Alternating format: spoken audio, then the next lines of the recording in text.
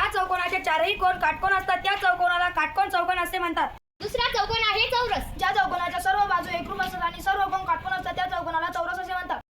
तिसरा चौकोन आहे समभुज चौकोन. ज्या चौकोनाच्या सर्व भुजा समान लांबीचे किंवा एकरूप असतात त्या चौकोनाला समभुज चौकोन असे म्हणतात. चौथा चौकोन आहे समांतरभुज चौकोन. ज्या चौकोनाच्या सम्मुख भुजा परस्परांना समांतर असतात त्या चौकोनाला समांतरभुज चौकोन असे म्हणतात. पाचवा चौकोन आहे समलंब चौकोन. ज्या चौकोनाच्या सम्मुख भुजांची एकच जोडी समांतर असते त्या चौकोनाला समलंब चौकोन असे म्हणतात. सहावा चौकोन आहे पतंग. ज्याचा कर्ण दुसऱ्या कर्णाचा लंबदुभाजक असतो अशा चौकोनाला पतंग चौकोन असे म्हणतात. काटकोन चौकोनाचे गुणधर्म. आयतातील सम्मुख भुजा एकमेकांशी एकरूप असतात. आयताचा कर्ण परस्परांना दुभगतात. आयताचा कर्ण एकरूप असतात.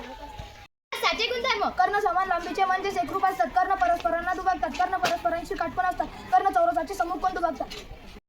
समभुज चौकोनाचे गुणधर्म. समभुज कोन एकरूप असतात. कर्ण परस्परांना दुभगतात तसेच परस्परांशी काटकोन करतात. कर्ण समभुज चौकोनाचे सम्मुख कोन दुभगतात.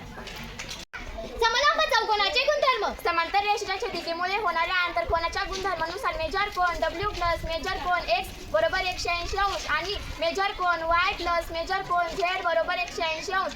समलंब चौकोनात लगतच्या कोनाच्या 4 पैकी 2 जोड्या परस्परक असतात. समांतरभुज चौकोनाचे गुणधर्म. समांतरभुज चौकोनाच्या लगतच्या कोनाच्या जोड्या परस्परक असतात. पतंगाकृती चौकोनाचे गुणधर्म. लगतच्या बाजूंच्या 2 जोड्या एकरूप असतात. सम्मुख कोनाची एक जोडी एकरूप असते.